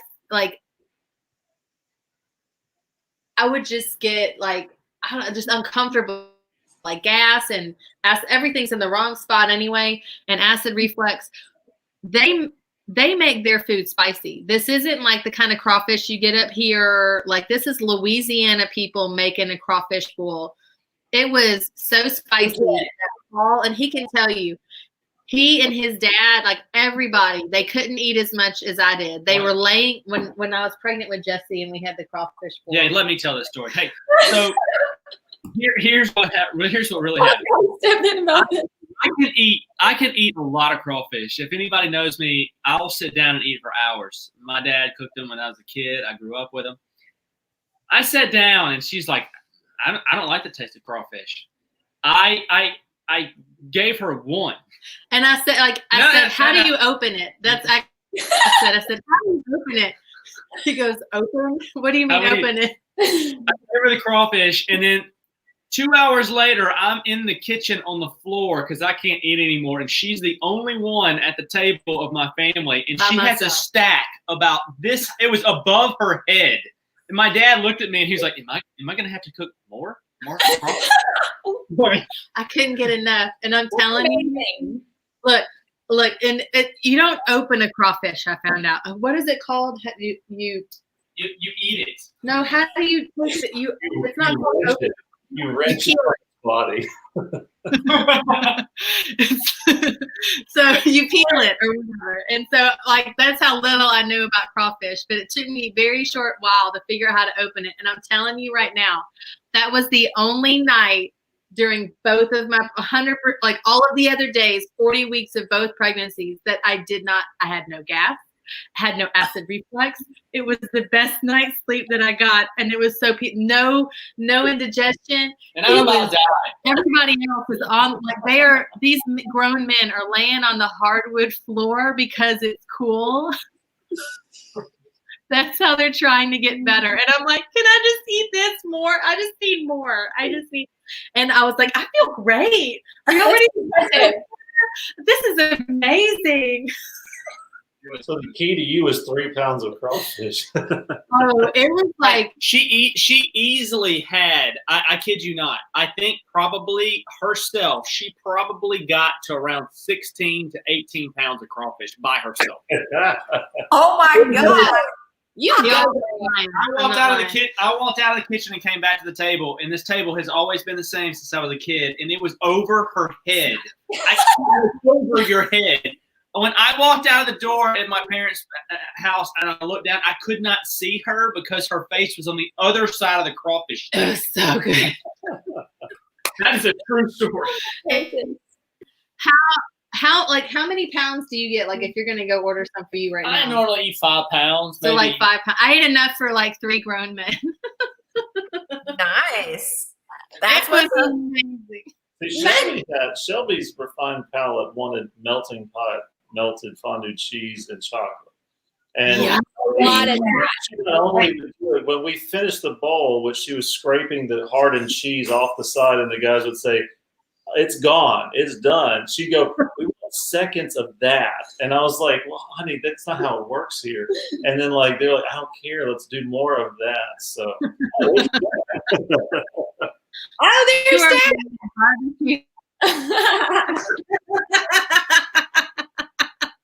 And yet I have no appreciation for it. Gridley's don't even exist anymore, does it? Gridley's is gone as far as I know. Where was that at? It was a Memphis place. It was like a barbecue restaurant. I don't even know where it was, but I don't know what happened. I don't know what went wrong with me, because my grandfather, my dad's dad, is from Louisiana, and he is probably looking down on me and feeling quite ashamed because I don't even do crawfish. Where from Louisiana? Newellton, I believe. Where? Newellton. There's actually a Grace in Louisiana, and my maiden name is Grayson, and it's named after his family. Oh, your dad says there's one in Bartlett now. Oh, well, what do you know? My mom was born in New Orleans. She's from New Orleans area. But your mom is from New Orleans? You're in the video. Yeah, let's not see your chin. So I'm Cajun and Greek. So I'm Grecian. And Mom, how old were you when you moved to Fort Walton? Were you young? So she was the girls' age when they moved to Destin, and that's where we were all born and raised, was Destin area, Pensacola. I didn't realize that. Yeah. I know that my grandmother's family was from Mississippi, and she's from Mississippi, and they called my grandfather the Frenchman when he joined the family because he was from Louisiana. Was he French? No, but they were like, well, he's a Frenchman because he's from Louisiana. So that's a real nice way of talking about Chris. My family did not refer to him that way. At all. Look, my dad's side of the family is from Arkansas, and so they're big Razorback country there, huge Razorback fans. And my grandmother's brother, Uncle Ralph, I'm the coon ass. He called him a coon ass. That's the first thing that he said out of his mouth when he met me. So you're the coon ass. I was like, man. Is that like an official term? Yep. Yeah. I've never heard that. Yep. In all my years. For Cajun. Look at this. I found Grayson on the map. Ruston is right up there. So it's in the same vicinity as Ruston. And closer. here, can you see it? I see it. I see it. Cool. It's All right. I mean, it's podunk, I'm sure, because would my family be anything otherwise? I don't think so. But it does mean good to know that somewhere there's a Grayson, Louisiana. I have a question for Amber. Amber. Yes, So you cook a lot, and so what do you think about Southern cuisine? I know you don't cook a lot of that, but like spicy food in general, right? Oh, Like, what do you like? She cooks all Southern. You just mean not. No. Cajun. Like Cajun food. That's Spicy. That is not Southern. I'm sorry, Amber. I know this is your. thank you. Thank you for having my back. I'm gonna need to correct him. Cajun is not Southern food. I'm gonna eat. It's its own thing. So I'm just talking about spicy food. Not Southern food. Okay. Not Southern food. Louisiana food. I'm eating these. Go. Now I'll let you answer your question. Okay, well, can you repeat the question? I got confused. Do you like certain types of spicy food? And if you do you like to cook anything that's like spicy? Okay, so I like flavor spice, not sweat bullets and I'm crying in tear gas spicy, which is why I think that's what I think that you like to eat is the sweating bullet spice. Yeah, that's my type of food. Yeah, okay. Well, Chris too. yeah, when it comes to, because there's what I like personally, but then there's like business wise, when I'm working with 150, 250 people, I can't really cook things that are spicy because there's grandma and then there's the grown groomsmen who want to sweating bullets, and then grandma over here's got her own palate. And so obviously in those situations it's about flavor, it's not about the heat. But I like medium spice. I don't like spicy. It's okay, Mark. Let them make fun of you. It's all right. It's all right. But yeah, I like medium heat. I don't like it so spicy that I can't taste what's going on. Okay, so what is the craziest request that you've had from like an event or someone? Have they asked for a certain type of food that you're just not familiar with, or I don't know? Yes, actually, just the other day I got my craziest one. They wanted. Oh dang! What was it? Hang on. I know somebody that is from this country. It's Lebanese. So what the Lebanese people, where are they from? Lebanon. Is that the country? Okay. I think Lebanon kind of gets Middle Eastern food, like the. I can't eat that type of food. Like I've never been able to. No. Yeah, it's spicy. Well, look, yes, but it's like it's got this it's like a spiced lamb and a certain type of hummus, and they have this bread that's there that it's very hard. I just can't eat that type of food. I don't know. It was and I named off some things that I thought were in that direction that we had done before for some things, but she said that was not like her family is off. That's where they're from. Like that's their background. And so I told her, I was like, oh, I thought maybe you just wanted to have a fun themed event or something, with just these different, flavors. But if that's where your family is from, oh no, ma'am. No. Like I will not be feeding your people your authentic food from your home. Oh my gosh, that would make me feel so uncomfortable that I would get it all your first time you're doing it, it's not going to be. Oh yeah. Well, and so in those situations, we just reach out to some, vendors and people that are in the neighborhood that have, generally not Arlington, generally Midtown. I have to go to Midtown, but generally I can find somebody that is trained in that properly, and so that we can still accommodate their event. And we provide the service, and we just pick up the food and provide food from somewhere else. Because Our favorite place to get that kind of food, and it's Israeli, it's like Jerusalem, it's Lebanese, it's Casablanca. Mhm. I love Casablanca. Yeah, and Costa too, which is only out in the Cordova area, but Casablanca. They've got that one in Cordova and then the one in East Memphis. Yeah. We've used them a couple of times for some stuff. The last time we used them, I'm not want to like pound on them. I think they might have been backed up or something. I'm not really sure, but the quality of buying it in bulk from there wasn't the same that I got from the restaurant, because I've been to eat there several times. Yeah, So yeah.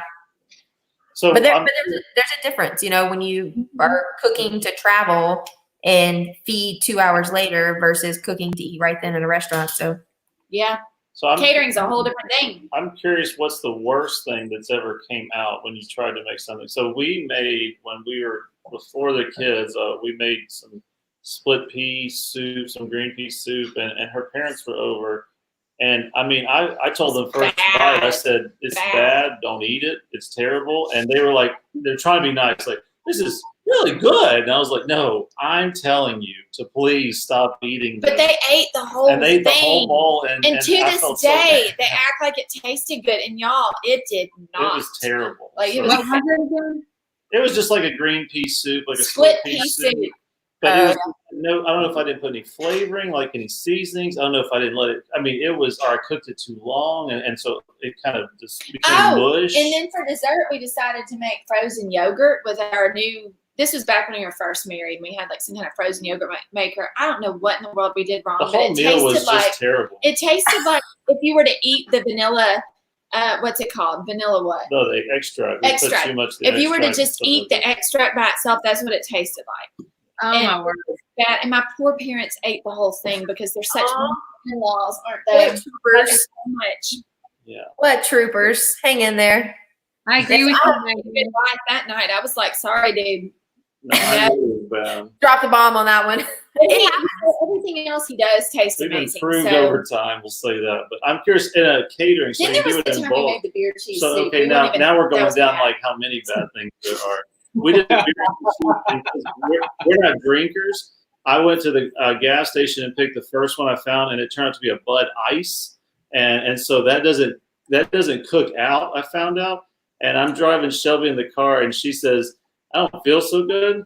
And next thing I know, she said, "You better stop now." And I didn't. And she turned to the side and just let it all toward the window go, but the window wasn't cracked. The window was still.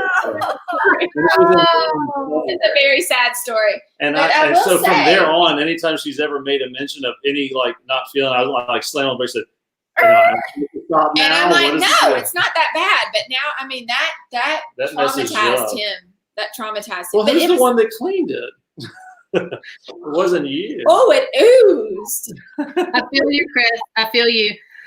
It's not a good verb when you're talking about cake. You don't want cake to ooze. No. But that ice is not top of the line. We didn't know. We just picked the first thing I found, and I was like, apparently you want the lowest grade for cooking out. You want something cheaper than that. So that's not what I want to know on the catering. What have you done in Mass that just did not work? So there's two things I can think of that are funny. So we always do Soup Sunday. It's put on by Youth Villages. It's downtown at the FedEx Forum. And so they obviously, everyone's passing out samples of soups. And this is what reminded me of this. And so a lot of times we always do the same thing. And so I, got the itch to, I want to change it up and do something different. And so I was going to make chicken pot pie soup. And then I was going to make these little crusts to go on top of the bowl and garnish it. It was going to be super cute. And so, we've got 50 gallons of soup going on the stove. And I'm just cooking. I'm like, taste it as I'm going. Everything's great. Sounds good. Every year before that, I had made chicken enchilada soup. And so I'm going. And sure enough, I reach over and I'm like, oh man, the soup's getting too thick. I need to put some more sauce in it. And so then I turn and sure enough, I'm like talking to somebody and I poured enchilada sauce into the chicken pot pie soup. But the even better part was I did it. I stirred it. I just kept going. And then, because at that point I was like wrapping it up. And so that's why I was kind of getting the consistency right. And so I did it. And then I was like, all right, you guys pack it up.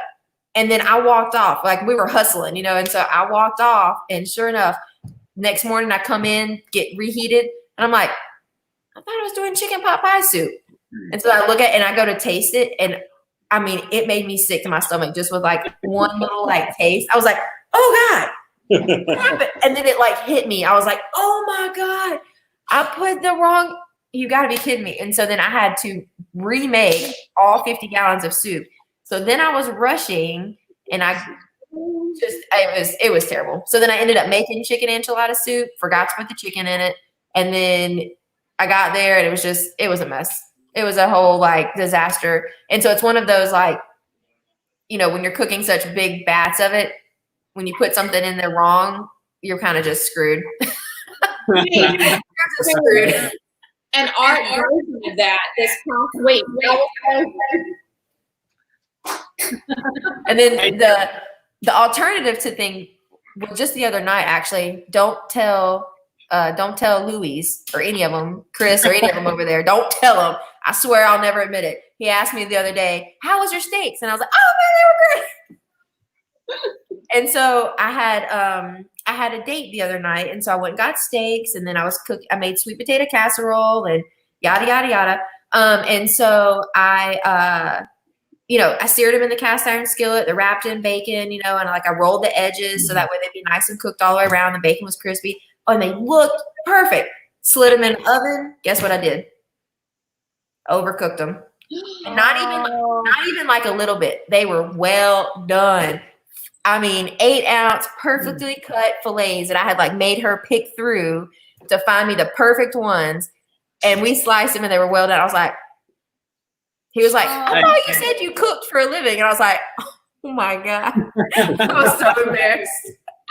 Look at this, y'all. I was working on this house portrait. And ignore this, because this eventually became something that I experimented on because I messed it up, y'all. There it is. I'm always backwards. This was supposed to be gray. And I got to talking while I was coloring, and I made it the same color as everything else. And then I tried to fix it with my trusty white gel pen, and it looked so amateur. And so I had to restart. Well, amateur for Shelby. No, it looks perfection amateur. For any other non-artist in the whole wide world. It's like 3-dimensional, y'all. That's not okay, because everything else is like fancy marker. So I got to this stage of it, which I don't know if you can tell, but this is hours of work. And I had to start over. Yeah. Oh my gosh. So then this just became an experimental thing, and I was testing out different colors for the inside of the windows, because you can't tell until it's like you try. The before and after for a weight loss commercial. And this, in my anger, I wrote nope, because that other thing should have been gray too. And so it was on the redo. And the good news was I got to fix this little roof line over here that was kind of questionable to begin with. It's got fuzz on it. Hey, and by the way, I noticed that they're getting $5 off of any $30 purchase on your website tonight by using their promo code. Yeah. Is that right? Woohoo. Yeah. Yeah. I see that through July 12th. Awesome. My assistant over here made that happen for us. I love it.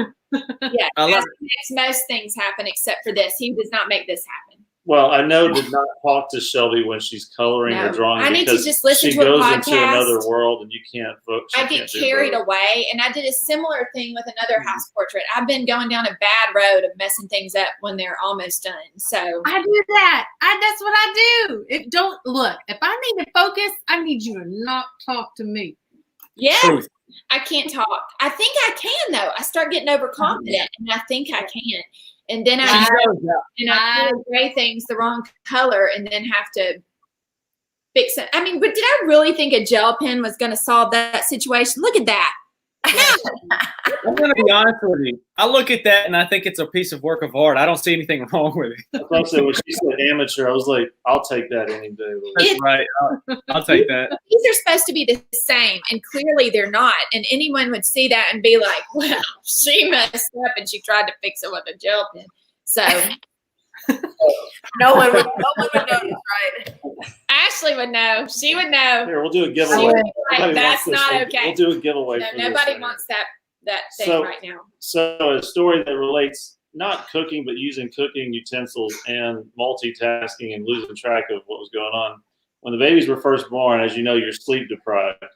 And did y'all boil the bottle nipples? You know, when you have to first get them from the stores, you have to boil it to burn off any kind of whatever. Did y'all do that? No. Well, let's just say we went through some bottles because Paul burned a couple of them. Okay, that's exactly what happened. Yeah. I put some water boiling. I had the nipple in it, and then I walked away. I'm sure the kids were being loud, and next thing I know, we're smelling some very bad burning rubber, and it has boiled all the water down, and now it's burning the burnt rubber. And I said, Shelby, please turn that off. Hurry. I feel like something wound up on the ceiling. Oh, that might have Did been one of them else. like fly up onto the like? But my brain, That's y'all, crazy. having twins does something to you mentally. Like that much sleep loss, like their whole first year. People would say, "Now, how did you ever get them to take sippy cups?" And I was like, "I don't know. I don't know how I did anything. We just Do they drink out of sippy cups? I don't know. well, Yeah. there's something they did, but don't ask me for baby advice. It was because all magic. It was survival. Like I say, I didn't know anything going into it.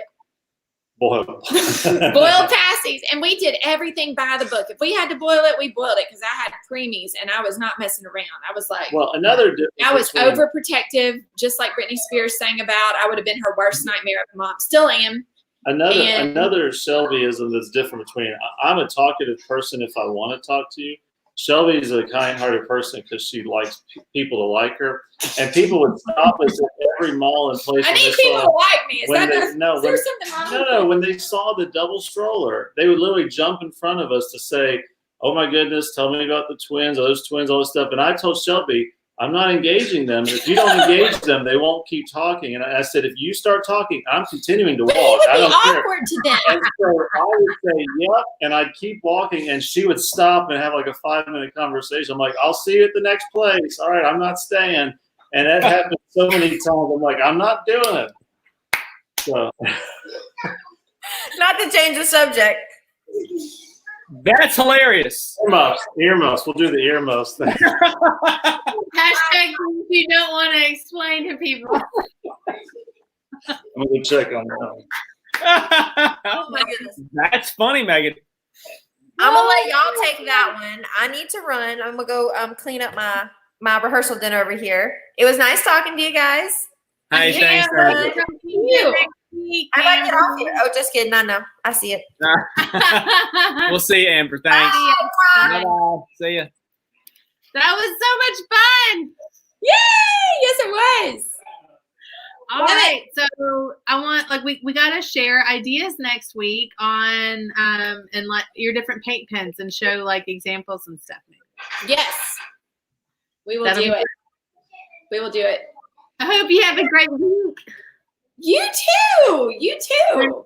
Y'all go to Shelby's website, Pearl and Rose Designs, and grab your $30 $5 off $30. When's it until? Till what date? Through Sunday. All right. Awesome. Through the weekend, yes. And I'm telling you, bye. I'm telling you, those little mugs are so cute and they make great gifts. So mug it up. I mean, I wish I had one on here. We don't have a Memphis Skyline mug, do we? We don't have a Memphis Skyline mug on hand to show, do we? We do. We do. Just you wait. Henry Higgins, just you wait. You win. I can't believe it. Oh, but what about a mug? I don't. Oh, he doesn't have that. False advertising. We have it on metal. We have it on metal.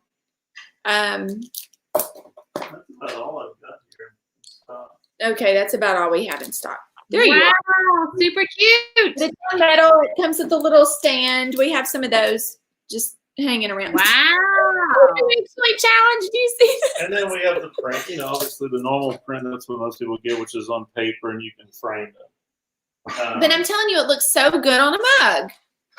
It looks better. Here, I'll give you a couple of things that we're wanting to push. Okay, show us what you got. They want a set of note cards. So there's note cards that people can send. Note cards. People, letters to, since we can't see each other in person right now. Yes, yes. I love it. A new type of note card that we just printed recently is a card of encouragement that Shelby did a long time ago, but we never. Look at this, y'all. He's busting open the box, fresh from the printer. Yeah, that's how important we Fresh are.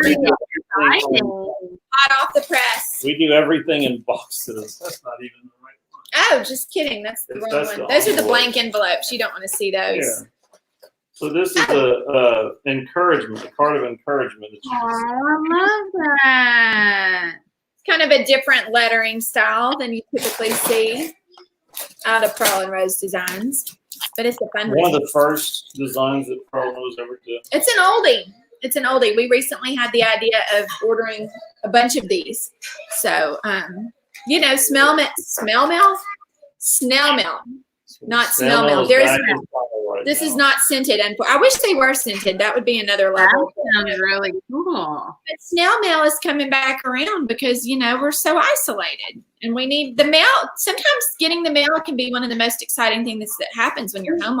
And now that everybody gets like junk email, it's fun to get like real snail mail. It is fun. So if you need some little note cards, we got you covered. I love it. So go to Pearl and Rose Designs and y'all go get some. Yay. Yeah. All right. So I'll see you next week, Shelby. Sounds great. See you then.